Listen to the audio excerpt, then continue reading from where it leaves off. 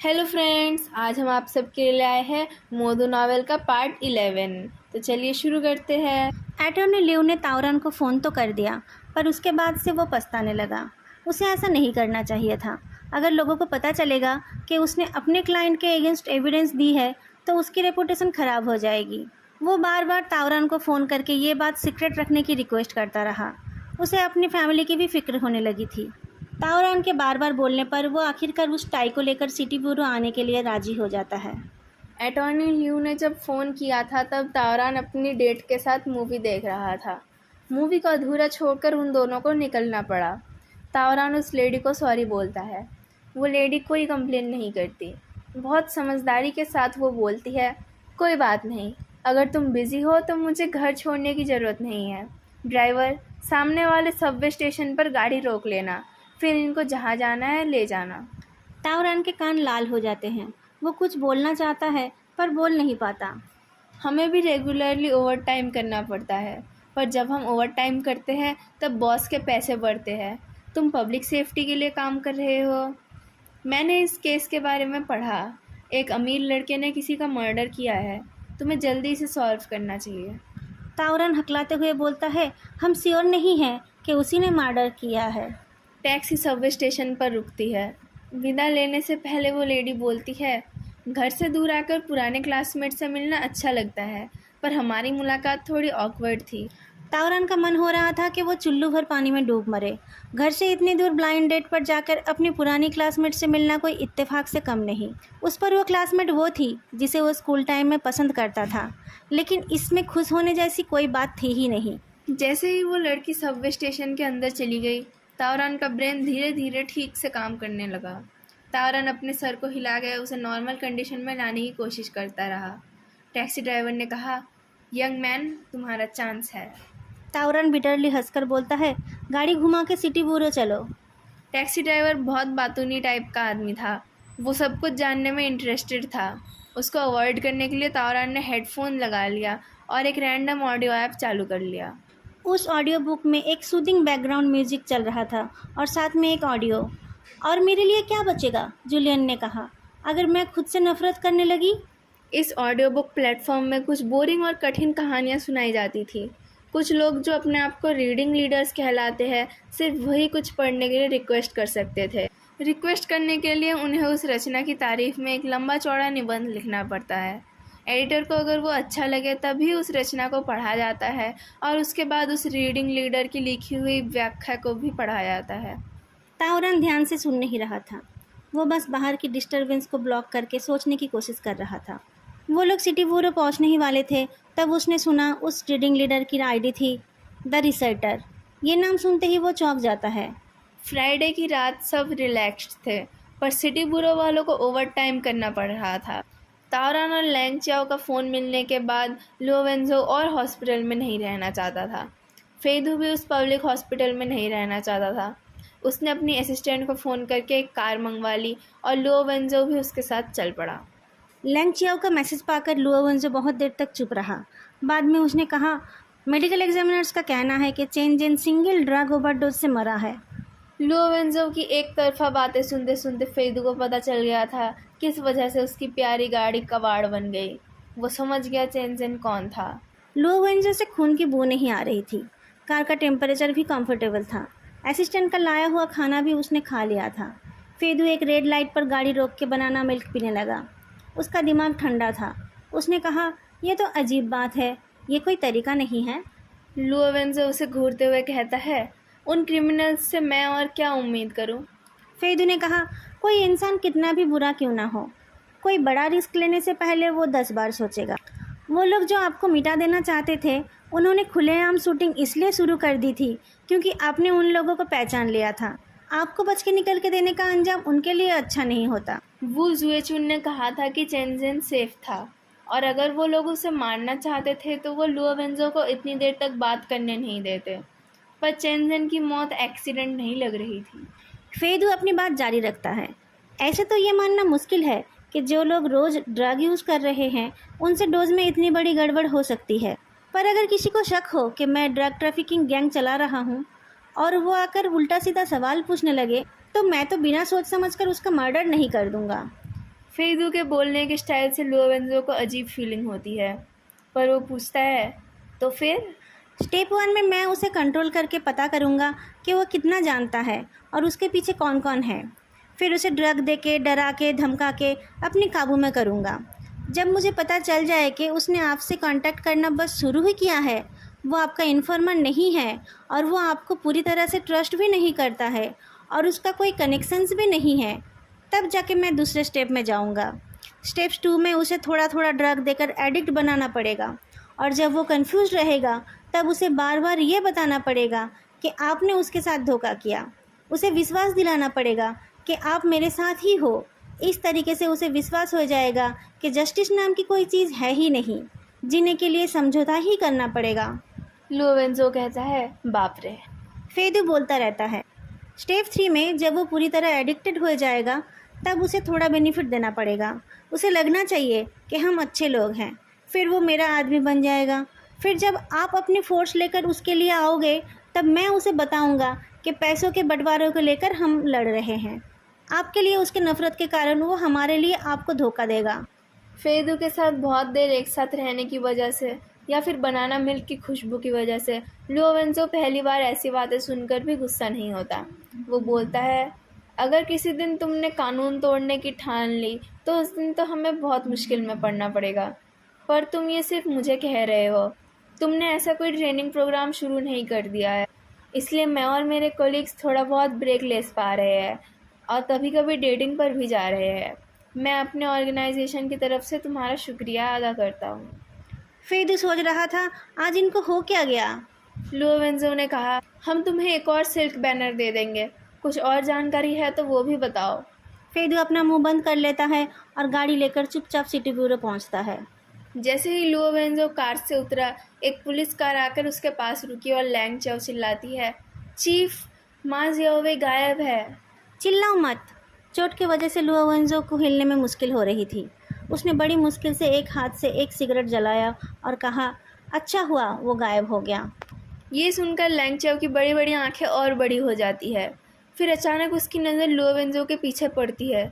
ये तो लुओवेंजो भी घूम के देखता है। एक आदमी एक लड़के को लेकर रास्ता पार करके आ रहा था।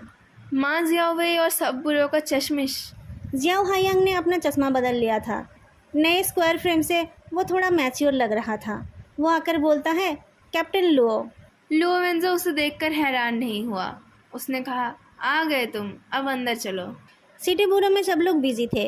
इंटरोगेशन चल रहा था, ऑटोप्सी चल रही थी, टाई को भी एग्जामिन की जा रही थी। मदर है भी इन सब से बेचैन होकर बाहर देख रही थी। माँ जियाओ को देखकर वो उसके तरफ शक की निगाहों से देखती है। ये हेजोंगी की माँ है, लुओवेंजो ने माँ जियाओवे को कहा। माँ जियाओ रुक जाता है और डरे हुए नज़र से उनके तरफ देखता है। तुम जानते हो मेरे बेटे को? वो पूछती है। माँ जियाओ पीछे हो जाता है।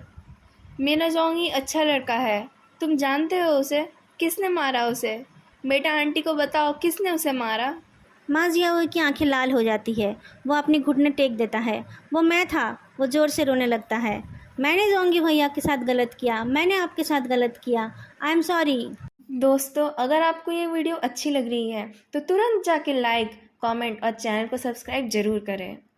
माँ जियाओ विक्टिम की माँ से ज़्यादा ज़ोर से रो रहा था। वो अपना सर भी ज़मीन पर ठोकने जा रहा था। 2 पुलिस वाले उसे पकड़कर ले गए। लुओवेंजो ने ये उम्मीद नहीं की थी। उसके सर में दर्द होने लगा। वो अपने बिल्डिंग के प्रॉपर्टी मैनेजर को मैसेज करके भूखे लुओ ह्यूगो को खाना देने का रिक्वेस्ट करता है। लैंग चाओ फेदू को स्टेटमेंट लिखवाने के लिए ले जा रही थी। लुओवेंजो फेदू को रोकता है और थैंक्स बोलता है। फेदू ने ये एक्सपेक्ट नहीं करा था, पर वो एलिगेंटली जवाब देता है, यू आर वेलकम। लुओवेंजो जियाओ हायांग को अपने साथ एक इंटरोगेशन रूम ले जाता है।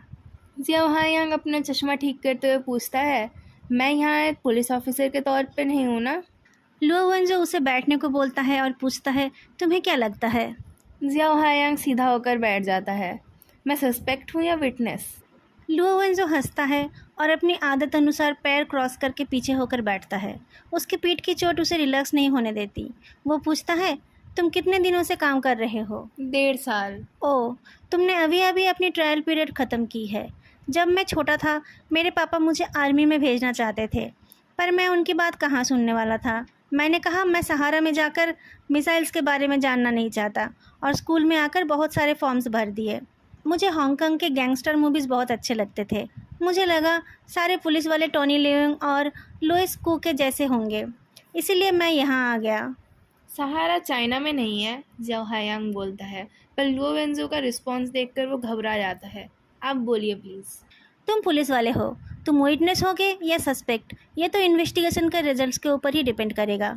तुम इसके लिए मेंटली रेडी भी हो और तुम सब कुछ बोलने के लिए भी रेडी हो। जियाओ हायांग अपनी गर्दन ऊपर नीचे करता है। गुड, चलो शुरू करते हैं। तुम मा जियाओ को यहाँ क्यों लाए हो? क्योंकि कुछ लोग उसे मारकर चुप कराना चाहते थे।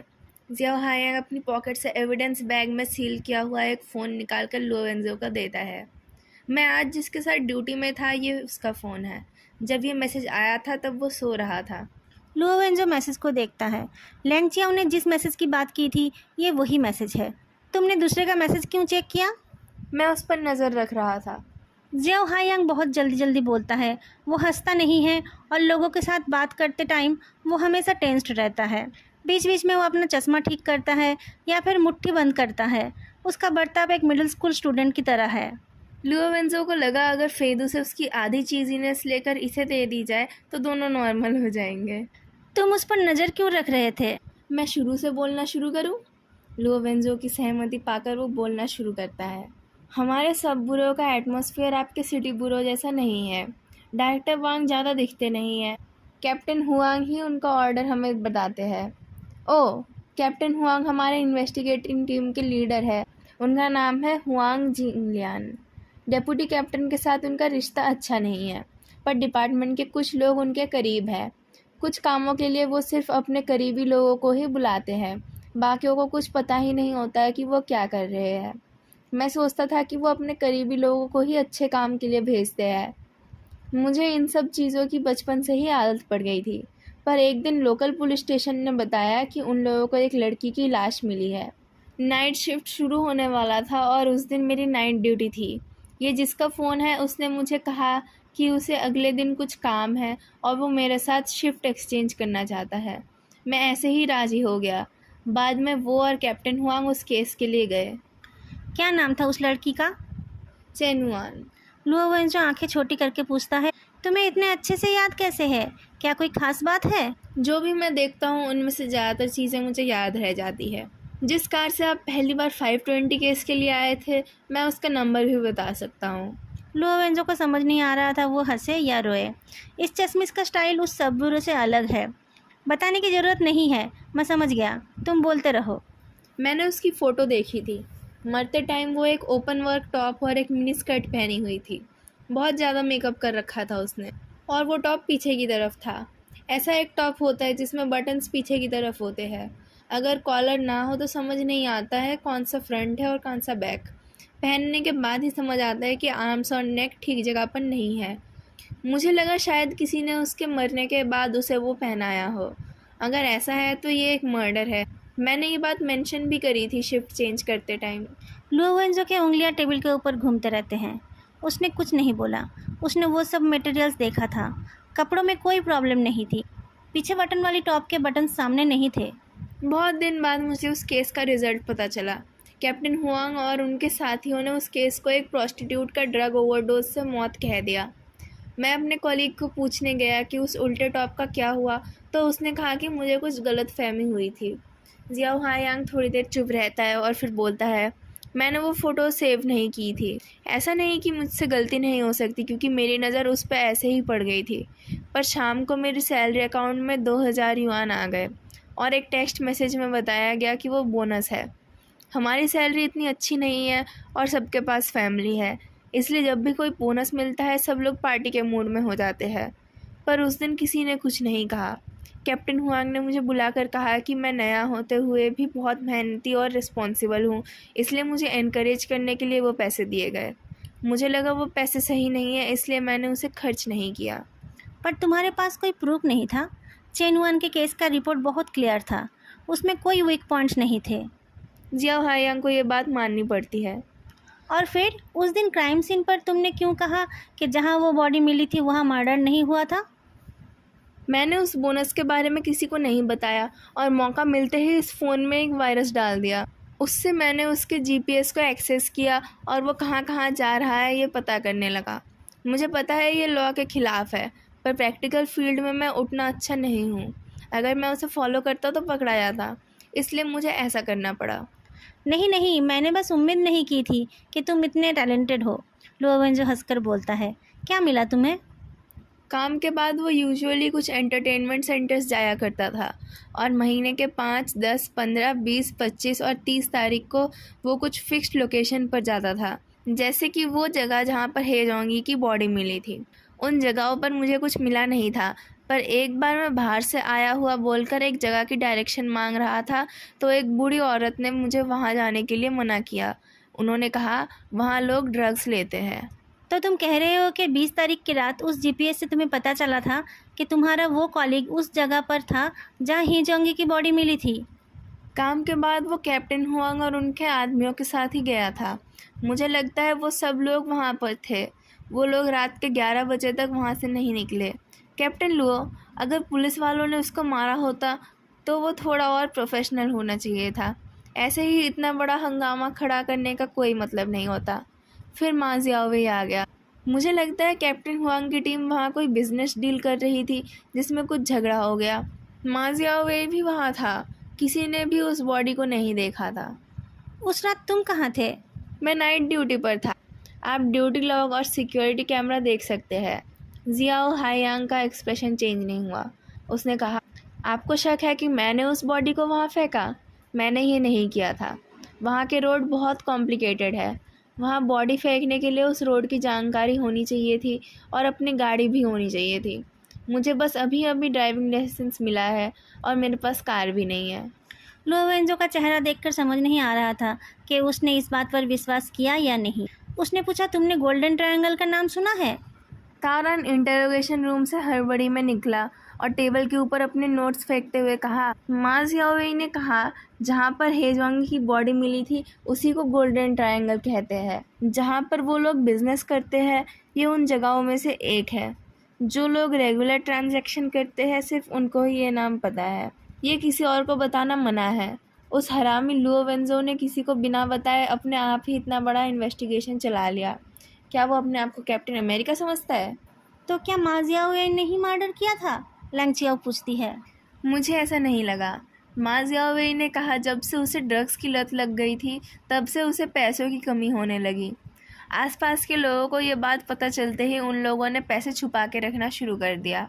मा जियाओवेई की नज़र हेजोंगी के फ़ोन पर थी। वो उस फ़ोन को लेकर ट्रांजैक्शन के लिए जाने ही वाला था कि हेजोंगी आ गया और उसे अपना फ़ोन याद आ गया। फ़ोन ना पाकर उसने मा जियाओवेई को पूछा, पर मा जियाओवेई मुकर गया। जियाओ चाओ, मुझे थोड़ा पानी दो, मुझे थोड़ा सा भी ब्रेक नहीं मिला शाम से। पानी पीकर वो फिर बोलता है। फ़ोन के बदले ड्रग्स मिलने पर वो खुश था और उसने सोचा जब हेजोंगी आकर उसका सामान सर्च करेगा तो उसे कुछ नहीं मिलेगा, पर हेजोंगी कभी वापस ही नहीं आया। लैंग चियाओ बहुत सारे सवाल पूछने लगती है, पर ताओरान का फ़ोन बज उठता है। वो कॉल फॉरेंसिक डिपार्टमेंट के लैंडलाइन से आया था। फ़ोन में बात करके ताओरान का चेहरा बदल गया। फ़ोन रखकर उसने पूछा, क्या फेदू चला गया? अगर आप लोगों को आज का ये पार्ट अच्छा लगा हो तो लाइक, कमेंट और चैनल को सब्सक्राइब करना मत भूलना।